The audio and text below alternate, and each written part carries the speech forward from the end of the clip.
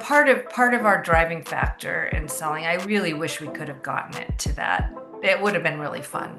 4 million, sell it for 40 million, or even if the multiples had dropped, it Yeah. would have been a fun exit. I think it was just such an unfortunate time, and we probably would have gone at it longer and Hmm. sold it, but we did have a buyer. And part of the concern was is that AI is changing things so rapidly, right? Yeah. Yeah. Even since I left that AI company, I mean, shortly after I left that AI company as VP of sales, ChatGPT came out. So it's been like, such a dramatic change in the world, right? So Yeah. And had you waited, right? It's bird in the hand versus who knows. exactly. Yeah.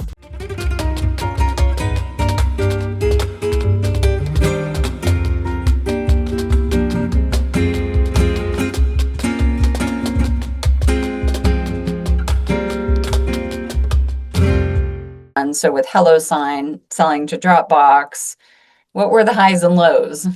Yeah, that was a fascinating experience because to share a little, to remind you a little bit of my story.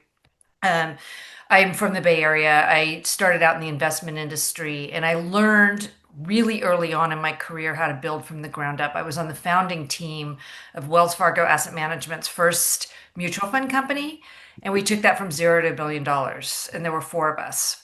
Wow. So I really learned from the best in the industry on how to build from the ground up. I ended up becoming a 17-year stay-at-home mom and then launched a career in tech in the Bay Area in my late 40s with no tech experience. And I think I might have shared when you and I got together, I joke with my friends, I went from being the only woman in the room in the investment industry to the oldest person in the room in tech. Totally. But yeah, so it was, the 2010s and everything going on in tech in San Francisco and so much energy, and it was a very scrappy startup. Our first office when I was there was in the Tenderloin, and it was Yeah. the fourth floor of an old building with brick walls and the ping pong table and all of that kind of fun, crazy stuff. And over the course of the 4.5 years that I was there, we went through offices and we grew and all the things, right? But when we were acquired by Dropbox, um, as a startup, we were frugal. Our CEO and CTO were really responsible and, you know, ran the company very efficiently. And, we're a scrappy startup. And then we get acquired by Dropbox. And this is before the pandemic. So it was the Michelin star chef, 3 meals a day, the gym with Peloton bikes. And at this point, I was running the sales organization. I was leading the sales team, and it was really hard for me to keep my team in seat. Yeah. Everybody's wanting to go to yoga at 2 o'clock Yeah. and all the things, So And now those days are over. I'm just kidding.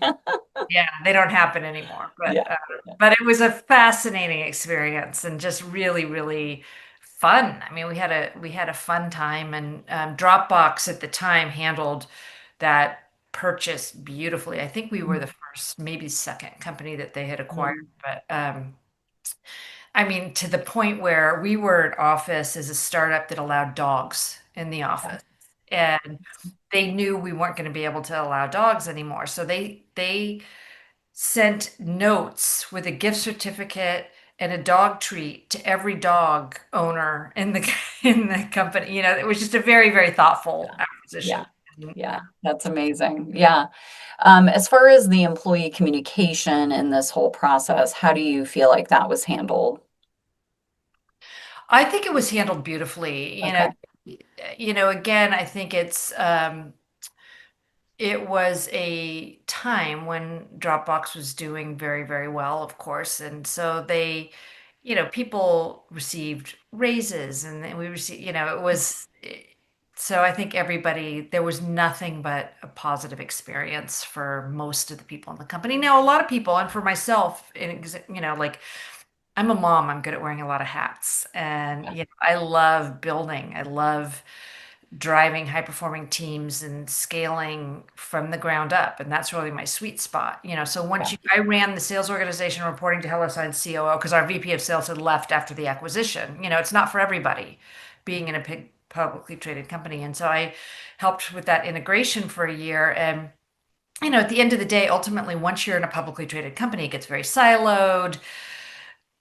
So after a year, I realized that, I wanted to get back to an earlier stage company, So it's not for everybody, but as far as the communication and the experience, it was a super fun acquisition to be a part of.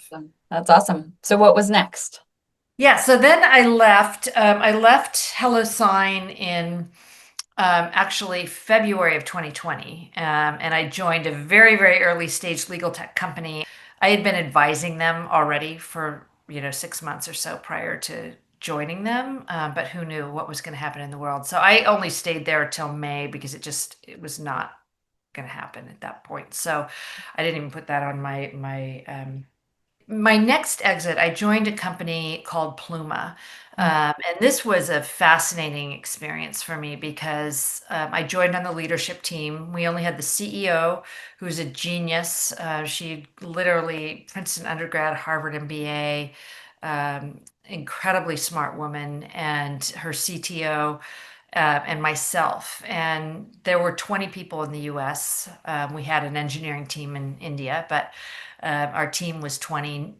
12 of them reported to me in sales and go to market. And I joined, so as opposed to the situation with HelloSign, I joined their leadership team knowing that Alexander Connell wanted to sell the company and that I would be part of the whole due diligence of an acquisition. And so that literally, I was literally only there just over a year, but it was like an MBA. I mean, I learned more in that year than I learned in 4.5 years at HelloSign, really, because I was part of all of that. And so I started in December of 2020, beginning of December, and Alexandra left 2 weeks later to go have her first baby. She left on maternity leave. And so, so I wanted to have that month to kind of acclimate and then hit the ground running. The company was 4 million in revenue and we took it to 11 million in a year. And it was 100% outbound. We had no, sales development. We were mostly enterprise. And so it was a really dynamic team. We closed companies like, oh gosh, Gap and Sephora, and I mean, just so many big, big companies, and so it was fun. I got to help with all the revenue numbers and shopping for the acquisition, and then we were acquired by Skillsoft. That was a much different experience, not only for being part of, the whole due diligence behind the exit and the acquisition, but also we were 20 people, Mm, yeah, bootstrapped. We had smaller. no Yeah. fundraising. So it was a much smaller as opposed to Dropbox, I think we were acquired for 230 million or something. And Pluma, we were acquired for just over 20 million, but it was bootstrapped. So it was actually a better exit Yeah. for me Yeah. financially, which was great. So it was a different experience. We were acquired by Skillsoft. Skillsoft had just gone through a huge transition. I don't know if you know anything about them. It's a really big, old company, very old school. So it was Mm, different, it's like yeah. literally trans. Merging those cultures together, I would imagine, was interesting, right? You're going from, Gmail to Outlook, and all of that, Yeah. Teams. Zoom to Teams. Yeah, exactly, right. So that was a little bit more painful, to be honest, in terms of the Yeah. position there. I wasn't looking to leave, but then I got recruited to become VP of sales of an AI company, and so I ended up leaving. So I was there just over a year, but I left and joined a very early stage AI company, which was also really, really fascinating. We did not have an exit. Our VC, our venture capitalist, was a guy named Jeffrey Katzenberg, and I'm not sure if you know who he is. Yeah, yep, yep. Yes, very well known name. Yeah, he was not a typical VC at the time. I mean, coming from really more of Hollywood, you know. Yeah, yeah, yeah, yeah. I will say the one thing I will say about Jeffrey Katzenberg is, most VCs will tell your revenue leader that they'll help you make introductions, and Hmm. most of them don't. Mm. He did hand walk me and the CEO into 100 Fortune, 500 company C-suite executive. So that was really, really good. But Yeah. It's who you know in a lot of these cases, right? exactly. So that was helpful. It was that I That was a different experience for me. In full transparency, I was the only person on my leadership team that wasn't first generation Indian. It was an AI company. I was the third or fourth sales leader. They wanted me to 5x the revenue in a year based on Jeffrey's Rolodex. And it just became very clear to me that it wasn't a sales issue. There was more implementation, and a lot of the things that are going on with AI, I think conversely for a lot of companies are struggling with that. So I found myself working 80 hours a week, and I had 3 days off in a year, and I said I just can't do this. So I made the decision at the end of 2023 and left. I then decided to just get into consulting and become like a fractional CRO or a fractional VP of sales. And I was working on multiple sources of income and all those things. And I had an introduction through another sales leader, well-respected sales leader in tech, to a CTO out of New York who was working for another company, and he had built on the side during the pandemic, he built a Slack app that brings that in-office sales floor energy back to remote and hybrid sales teams. And Mm. I have 3 kids. I may have shared with you. My oldest in particular is in tech sales. He's 28. Yeah, I see like a lot of their friends who've never worked in an office before. They're really struggling. They might be working in their mom's basement, or they're working in an, yeah, house with other roommates, and yeah. they don't have that work ethic yet, and they're really struggling with motivation and all of those things. So I got really excited about this company that he was building, and so I joined him and became CEO of SalesCompete. Mm. And he was fantastic. I mean, he's still a good friend, and so from the very beginning, we made that decision that we were going to bootstrap. Having been through those two different experiences, and when you get into, I'm happy to talk about, but when you get into the economics of exits, it's Yeah. very different than a lot of people really. Yes. Yeah. You hear a lot of people talk about multiples, right? It's a 3 multiple, a 10 multiple. And I hear people all the time like, yeah, this is a 10 multiple business. I'm like, no. What's your recurring revenue look like? Right. Exactly. And it's, especially in tech startups in San Francisco, so a lot of people will be like, "Oh, equity, I got to get the equity." And, there's such a small percentage of people that really make meaningful money Yeah. from those exits, Yep. you've got to love the work, like, to do that. Otherwise, you're better off going to a larger company that's going to provide all those other benefits that will offset what you're going to make. Um, and to give a concrete example, one of my very, very dear friends from college, and he was the biggest exit of 2010. He sold his company for 180 million, something like that, to Mark Benioff. It was Salesforce's biggest exit at that time. And Mhm. from all intents and purposes, people be like, okay, he made 180 million dollars. That's amazing, right? But he had built the company over 8 years. He had raised about 14 million in VC money, which is, it's Yeah. reasonable. It's not crazy. At Yeah. that stage, the CEO will typically have anywhere between 15 and 23% ownership of the company. He had about 18%. And so when you do the math on that, you sell the company, it was 8 years to build it. He built a full team. He sold the company for 180 million. He came out with like 28 million. pays 8 million in taxes. That's 20 million. And then he gets divorced, so he has 10 million. You know, Oh not God. that that's not life-changing money, but Yeah. it's not people are like, oh, he made Yeah. 100, Yeah. right? Yeah. And so when I was building SalesCompete, the multiples were still for SaaS and recurring revenue, it was still around 10 10x, Okay. Now Yep. it's down to 4 or 6, Yeah. it's not the Yeah. same. It changed in that time, right? So, Oh, but at the point it was like, okay, we can very easily like get to 4 million in revenue, sell it for $40 million, and we each get 20 million and do it in 18 to 24 months and flip it, so without having to deal with investors, without having to spend 8 years building the company, so the logic and the math around it made a lot of sense to me and my co-founder.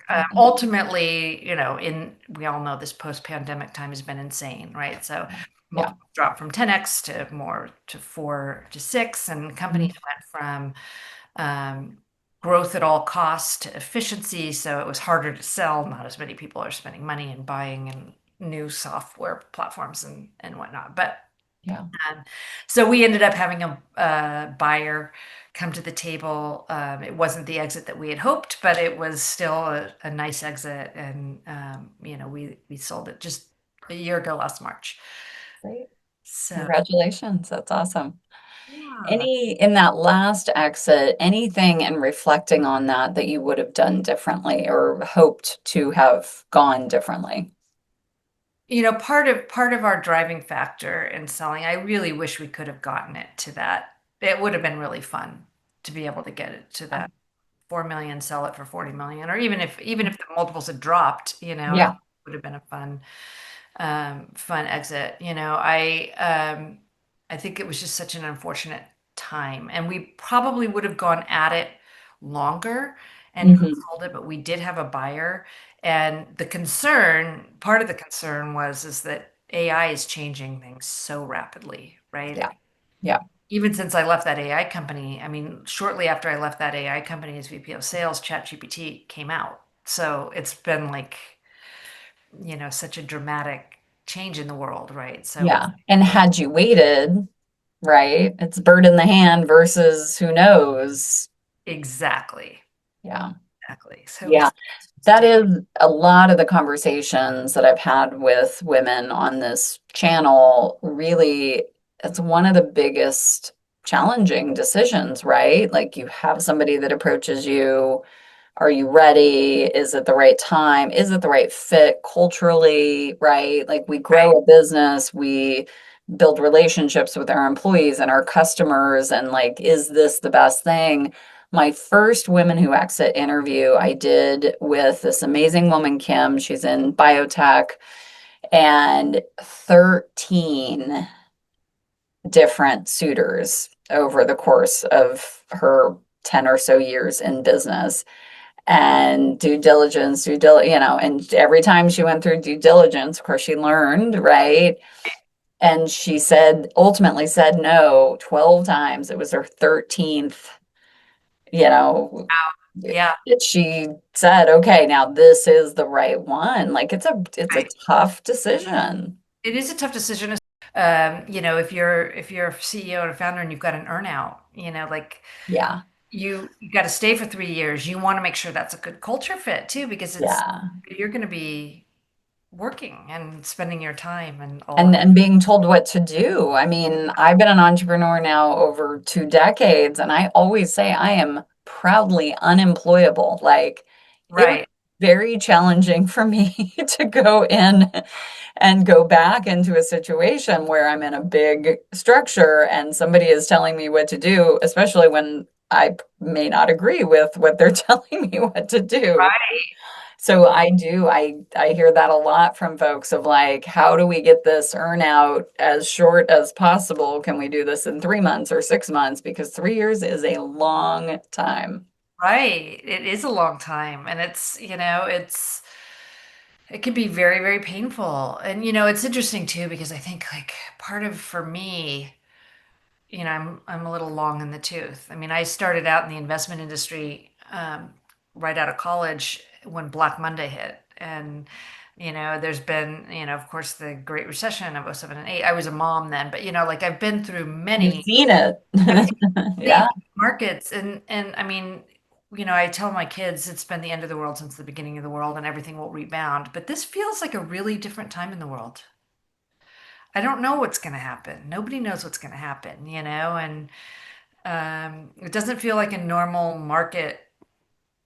There's just no predictability right now in what's going on. So um, I think that's a factor, in my opinion, too. I agree. And it's just reflecting on, to your point, all these ups and downs that we've seen over our career. You know, it has been the case where there were two or three factors at play at the same time, right? Right. But now it feels like there's 43 factors going on at the same time, right? And so that does create, it's like things are coming at you at every angle, and it's changing every day. It really is a very unique time in history. It is. And typically, I actually would always say historically, I always preferred launching something in a down market.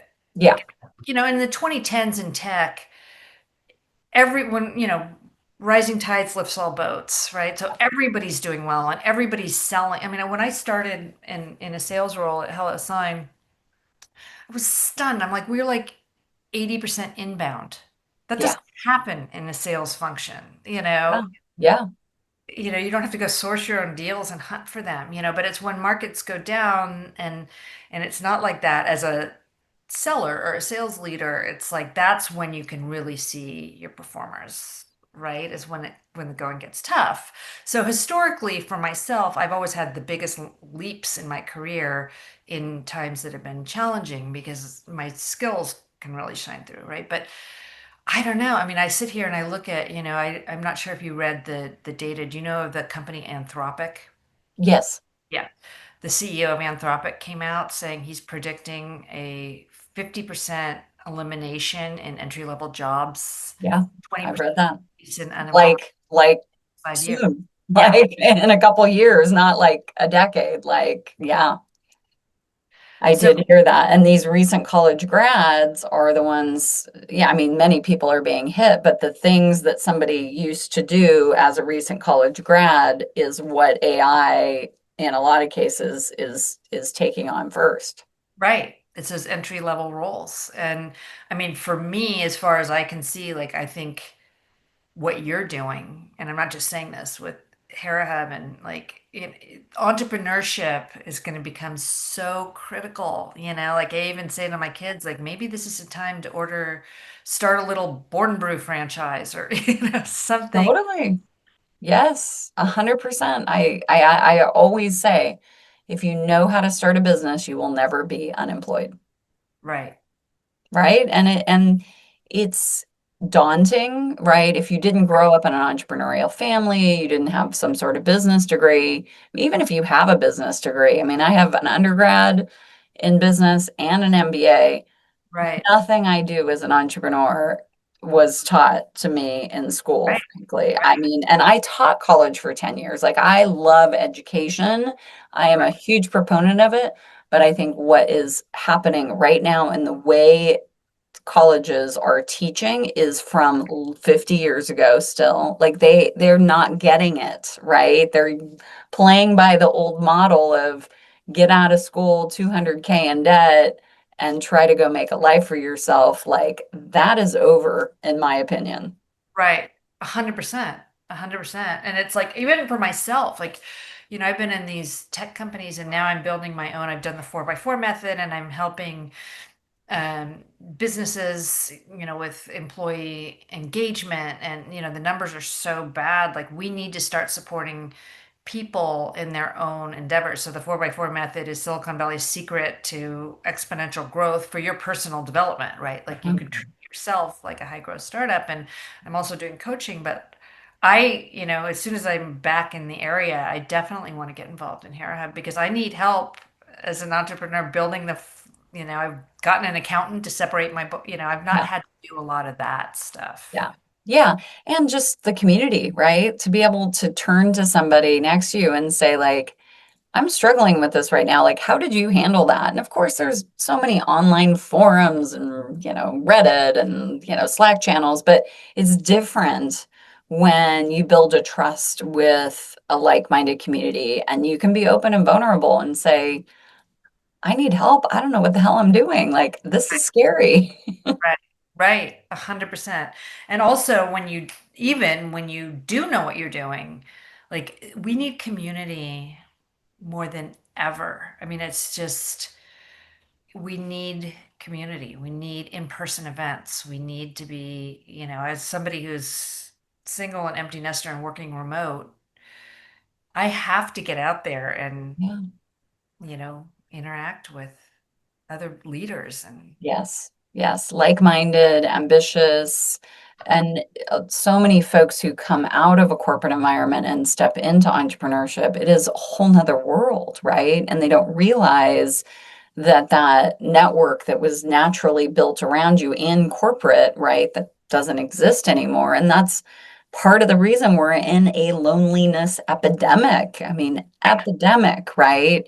And right. there are other reasons as well, but I agree with you 100%, Elizabeth. Like community is what will save us, right? It's educating each other, it's supporting each other, it's being able to scale your business with other like-minded people because doing that just solely online, trying to find somebody on LinkedIn to partner up with just doesn't make any sense, frankly. You need to connect with somebody face to face. And so, yeah, it is interesting. For a while during COVID, I'm like, am I going to make it? But then coming back out of COVID, it really, really has shown me there is even more need for co-working. So, Absolutely. Absolutely.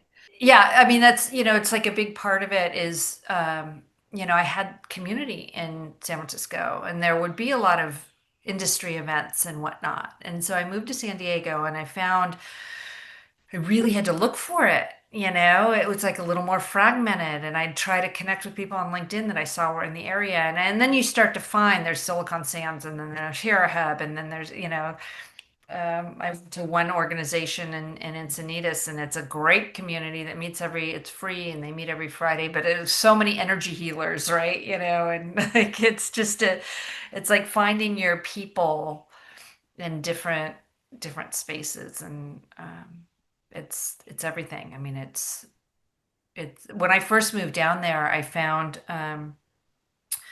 three other CEOs of tech startups, and I'm like, let's just meet every, you know, month on a Tuesday for Taco Tuesday. yeah, yeah, exactly. Exactly. That's awesome. I love it.